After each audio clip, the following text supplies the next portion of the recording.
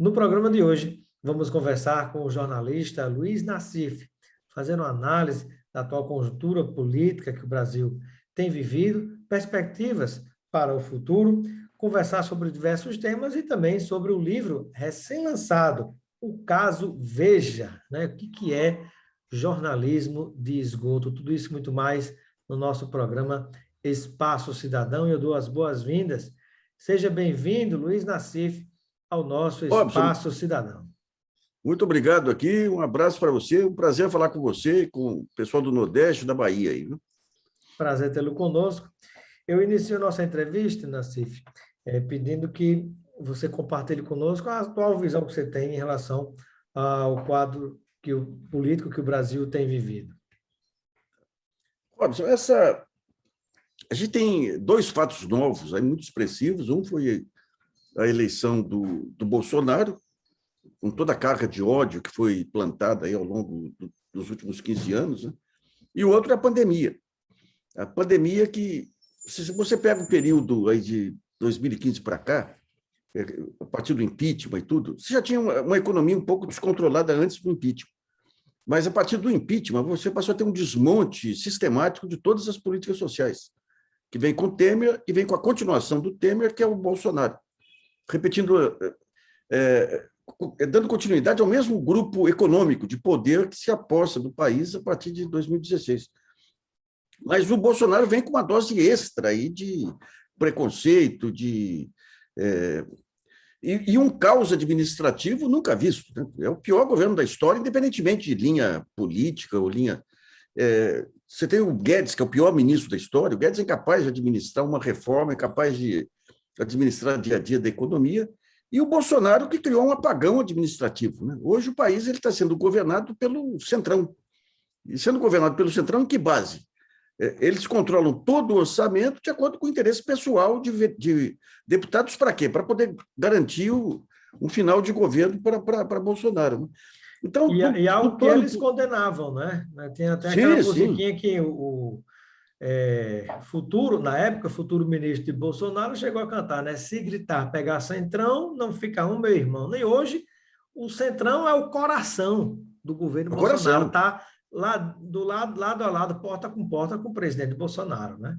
Sim, e os militares estão calados e estão na chamada boquinha também, né? Nós nunca tivemos um processo similar de corrupção. Você teve, por exemplo, quando você pega a própria Lava Jato, você tinha focos de corrupção na Petrobras, através de uns diretores. Agora, a partir de 2016, passou a ter corrupção sistêmica.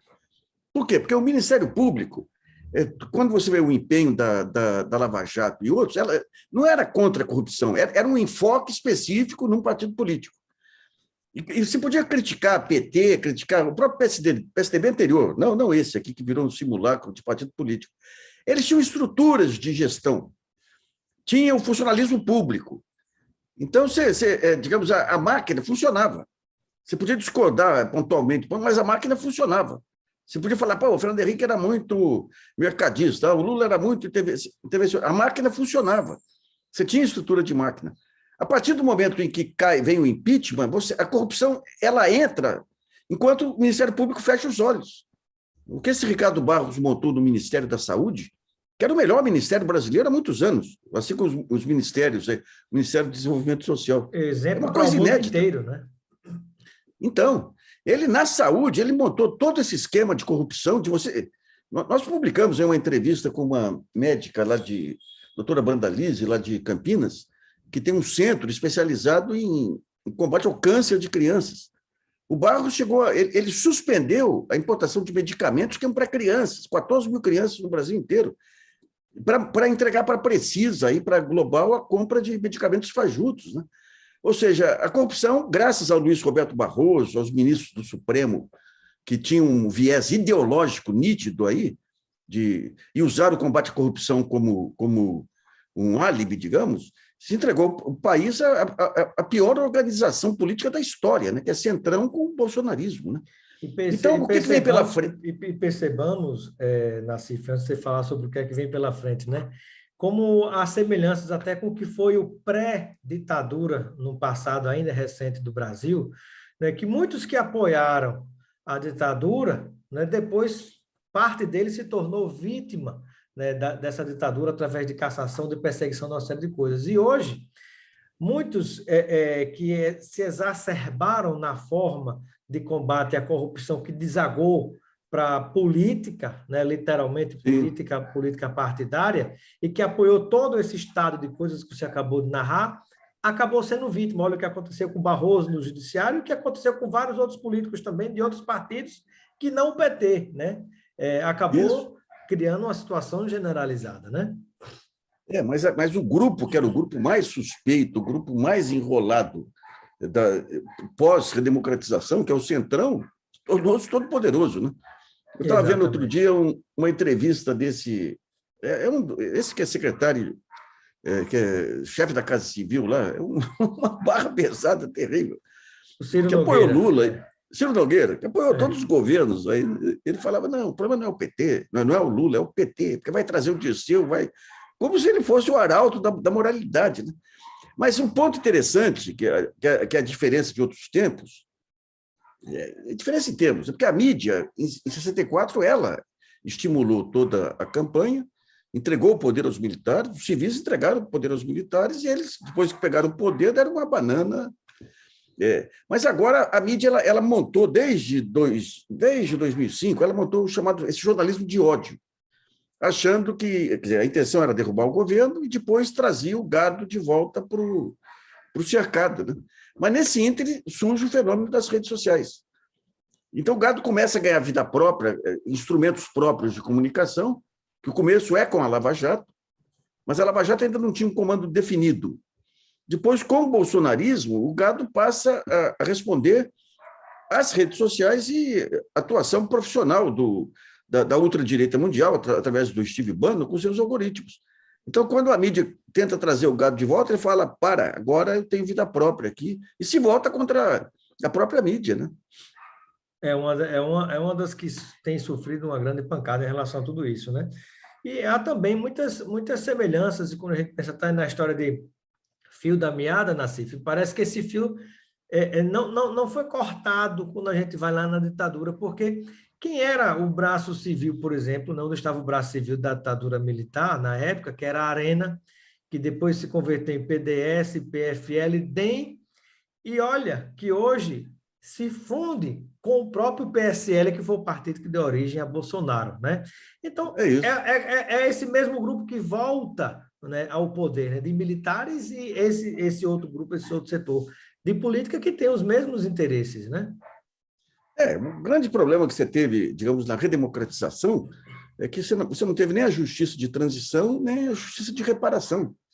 Então, você pega esses militares, esse Alberto Helena aí, é um horror. Um sujeito que vai lá para o Haiti, comete abusos os outros generais, Braga Neto, o cara que vai para o Rio de Janeiro lá, o sujeito que entra como interventor no Rio de Janeiro contra a Constituição, porque a Constituição dizia que quando tiver operação de garantia de lei e ordem, tinha que ter um comando civil.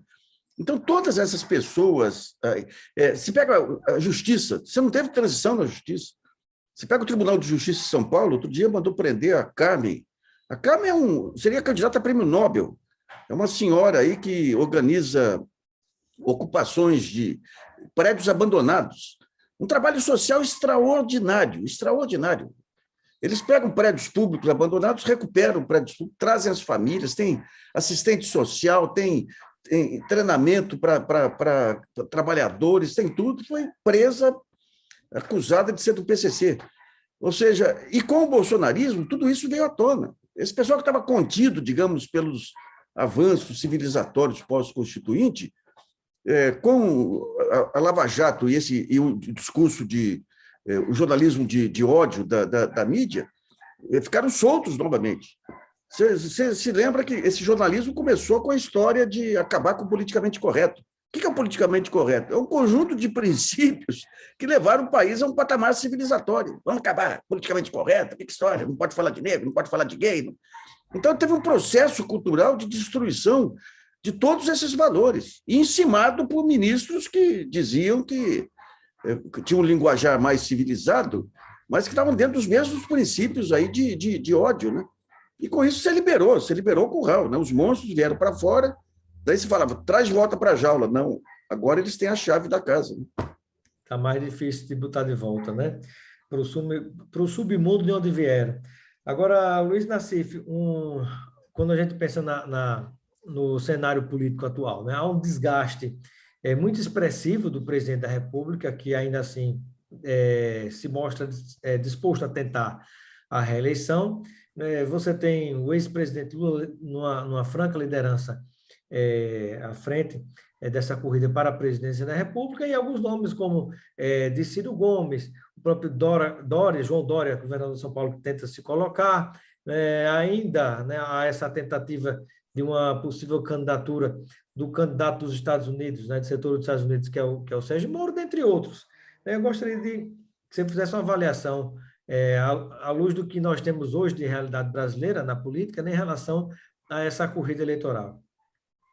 Se não fosse esse trabalho de jornalismo de ódio, essa polarização, a discussão seria entre aqueles que entendem que o Estado tem um papel central na redução das desigualdades, na promoção do desenvolvimento, e aqueles que acham que o Estado tem que ser um balcão de negócios. Essa é a divisão básica que... Daí você tem, num campo, você teria o Lula e o próprio Ciro Gomes. E no outro campo, você tem aí todos esses 13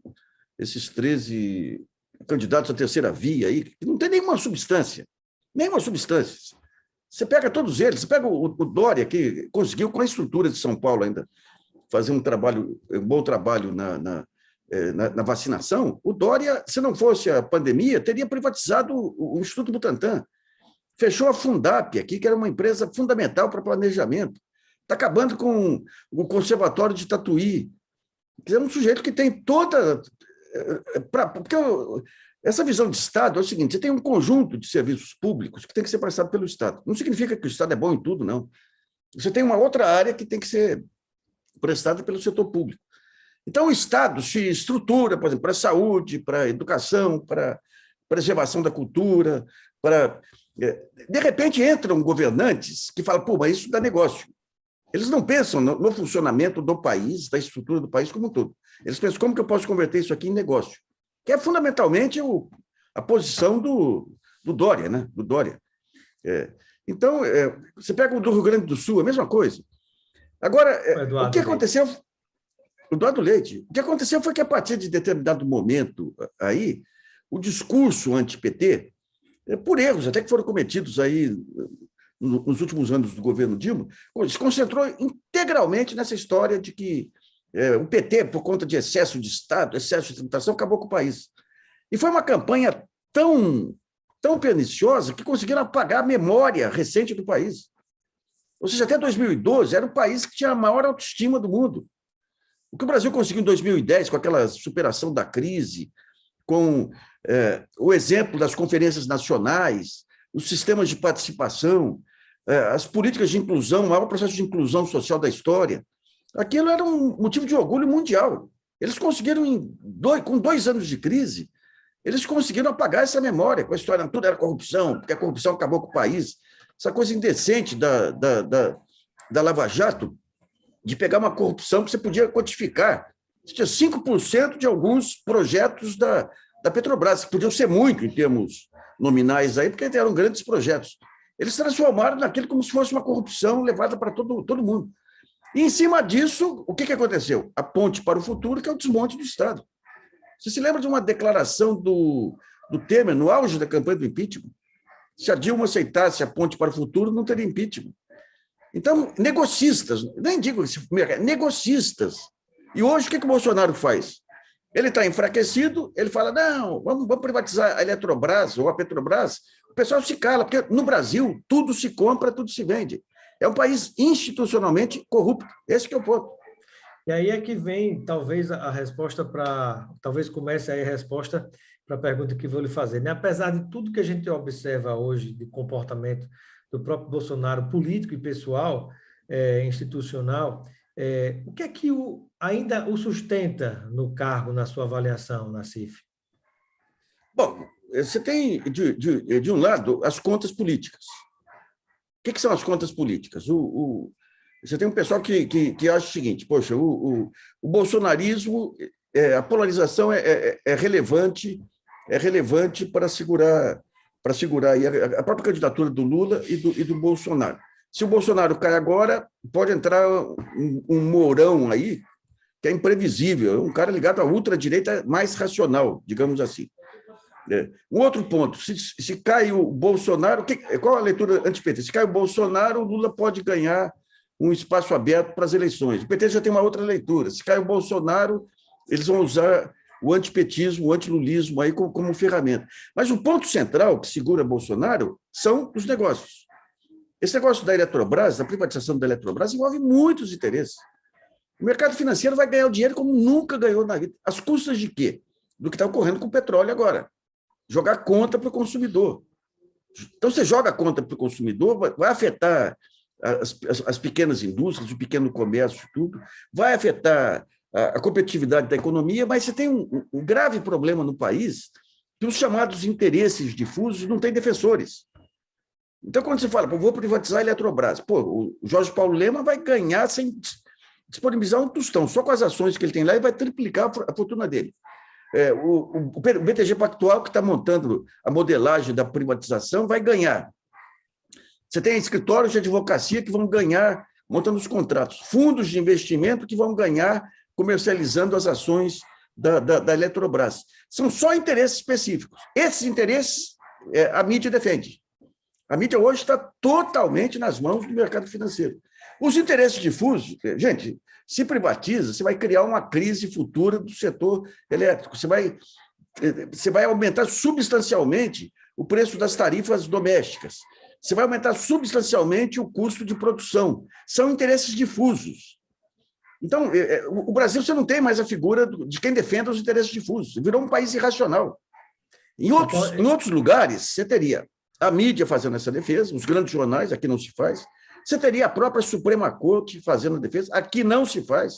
Você pega o vazamento daquela conversa do André Esteves do BTG, não, eu já convenci o pessoal do Supremo. Então, você não tem instituições. E o grande problema, quando se pensa nesse papel da mídia, quando se vai para a grande imprensa nacional, Nassif, é lamentável de se ver, por exemplo, que quais são os principais patrocinadores, né, dos grandes telejornais brasileiros e dos grandes programas e das grandes estrelas nacionais. São os 4 principais bancos brasileiros, né, que pertencem a poucas famílias. Então, assim, é muito claro. Né? Basta observar o que é que tem no intervalo de um Jornal Nacional da Vida e de outros programas que a resposta está muito, muito clara, colocada para as pessoas. Agora, Nassif, e talvez por isso, me parece que existe também a dificuldade de se formação do que muitos deles defendem, que é a terceira via. Mas, na verdade, parece que aqueles que mais defendem a terceira via são os mais parecidos com o próprio governo Bolsonaro, pelo menos do ponto de vista daquilo que se defende dentro do Congresso, do que se aprova, do que se vota, dos discursos, né? Você vê setores do PSDB, do PSD, de Kassab, você vê setores que criticam, que defendem a terceira via, mas na hora de votar, vota com Bolsonaro, né? Na hora de assumir posições políticas, assume as mesmas posições políticas, na economia, inclusive, do próprio presidente Bolsonaro. Talvez só se incomodem com o estilo, com a figura, mas se tivesse alguém mais bonitinho, né, invernizado de democracia, talvez tivesse tudo bem. Você colocou bem, eles querem um Bolsonaro invernizado lá, né? Querem um Bolsonaro invernizado. Mas se você pega hoje o quadro político, porque é o seguinte, o que você tinha lá atrás? Você tinha o PT um pouco mais à esquerda, você tinha o PSDB com a posição social-democrata, ambos formulando políticas lá atrás. De repente, o Lula é eleito, ele traz o PT para a social-democracia e começa a ter muito sucesso em várias políticas públicas, embora, em relação ao mercado, não tivesse a mesma linha do PSDB. O PSDB, nesse período, fica sem discurso e perde os seus acadêmicos. E fica nas mãos, com a morte de Mário Covas, de Montoro, fica nas mãos do que de pior a política brasileira produziu na redemocratização, que é Serra e Aécio. que não tem formulação um mais. comportamento que mais lembra o PMDB, né? O famoso PMDB, né? PMDB, mas com viés de direita. Né? O PMDB ainda tinha uma tentativa de criar uma parte do PMDB, que criar um negócio meio social-democrata, né? E ali começa o discurso de ódio. Você pega 2010, a campanha do Serra, que a Dilma matava crianças, que ele entrava, começou a rezar, todo esse receituário depois apropriado aí pelo Bolsonaro, o Serra já praticava em 2010, com assessoria internacional e tudo, né? Então, digamos, os partidos hoje, quando você pega a terceira via, qual que é a proposta deles? É o anti. Eles são anti-Lula e são anti-Bolsonaro. Tá, e são a favor do quê? São incapazes, a não ser o Ciro. O Ciro tem o temperamento dele, que é um horror também. Mas o Ciro ele tem formulações. Agora, o restante, o que pensa? Pega o Alessandro Vieira, que fez um belíssimo papel na CPI. Ou seja, seria um ótimo candidato para ser o delegado padrão do país. Não, vira presidenciável. Pega o presidente do Senado, lá, o mineiro, lá, o Rodrigo Pacheco. Ele tem um comportamento, tem uma voz bonita, vira presidenciável. Ou seja, o Sérgio Moro, como ministro da Justiça, mostrou que é um cara não apenas sem escrúpulos, é um cara sem condições. Ele é intelectualmente fraquíssimo. Mas como ele conseguiu derrubar um governo, é candidato. Então, quando você pega todos eles lá, espreme, não sai nada. Pega o Dória. O Dória é um cara... O que ele fez lá, depois, quando o bolsonarismo mudou a onda, para ódio, ele tenta dar uma de estadista. Era o cara mais odiento que tinha aí. Campanha de ódio.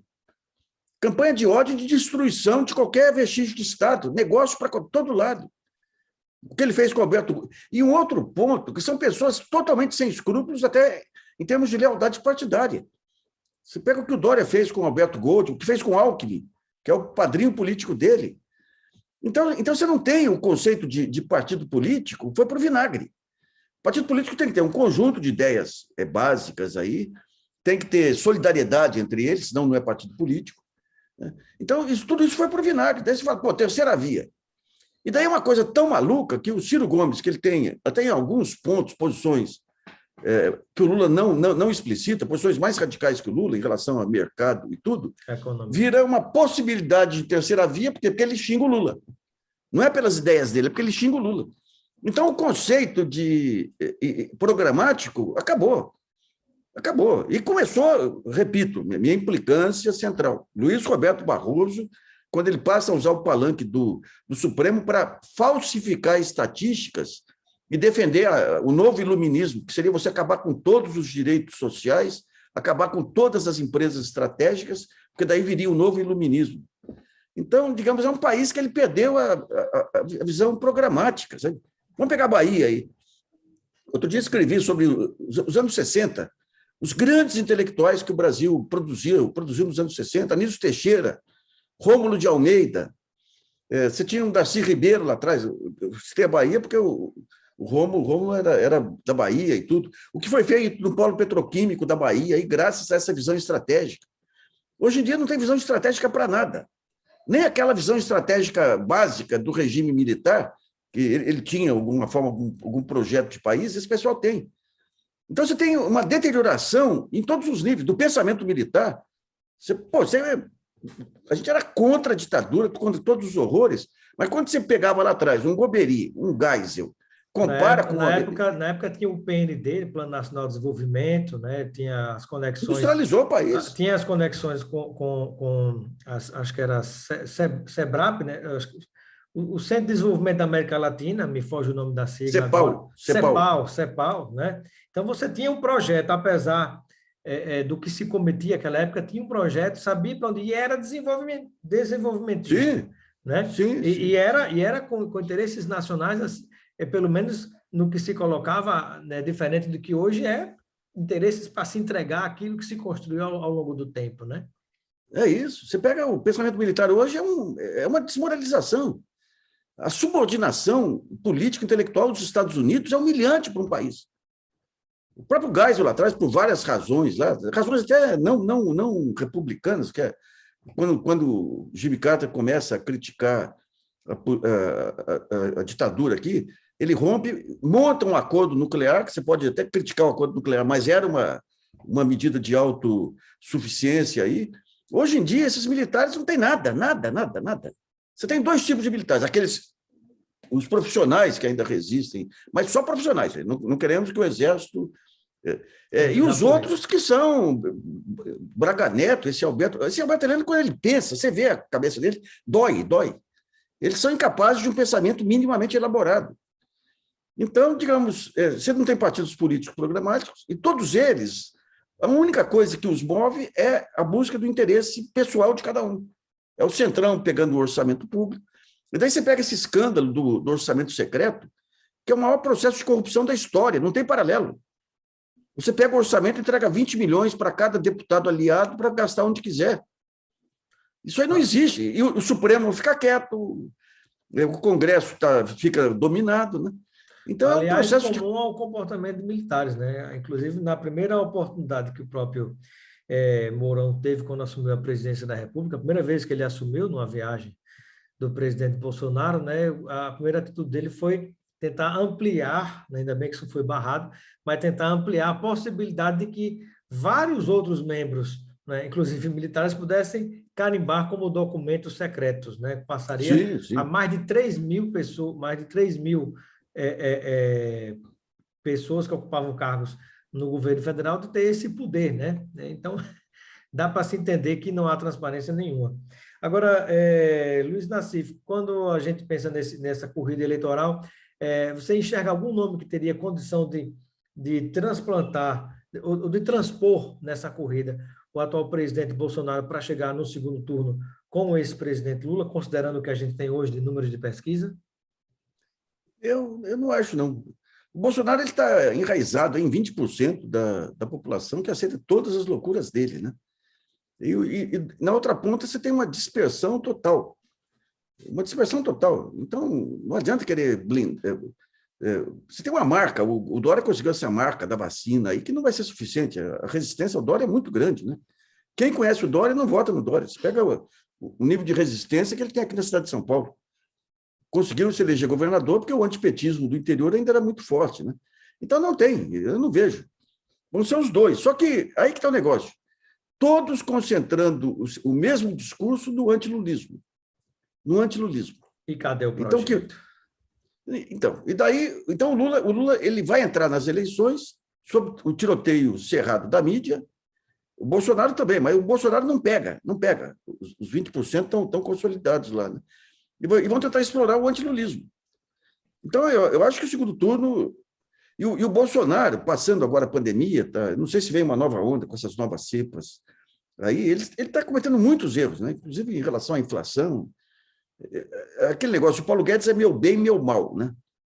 Ele é tão ruim que causa um mal ao país, mas se ele fosse bom, ele consolidaria o bolsonarismo, né? Então, você vai ter uma economia que vai ainda estar ruim o ano que vem, mas a capacidade que tem a população de esquecer o passado recente é muito grande. Então, vamos supor que tem um sopro na economia no primeiro semestre, que o Centrão e o Bolsonaro continuem com as políticas, ampliem as políticas sociais. É um impacto que não dá para prever ali, sabe? Na eu diria sua que hoje sim. O Lula continua favorito, e o favorito para disputar com o Lula é o Bolsonaro, né? Na sua avaliação, o Bolsonaro pode ter uma sobrevida com o Auxílio Brasil, né, que nada mais é do que o Bolsa Família remodelado? Em tese, aí porque você tem uma sacanagem do Guedes aí, que para montar esse Auxílio Brasil, eles tiraram da lista muitas famílias do Bolsa Família, né? Muitas famílias saíram, né? E eles não têm capacidade operacional.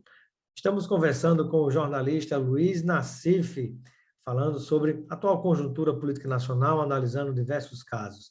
Para você que nos acompanha pela TVT, a entrevista fica por aqui, mas ela continua no nosso canal no YouTube, Robson Carvalho. Pode localizar também pelo Robson Cidadão. E a gente espera você lá para assistir a entrevista completa.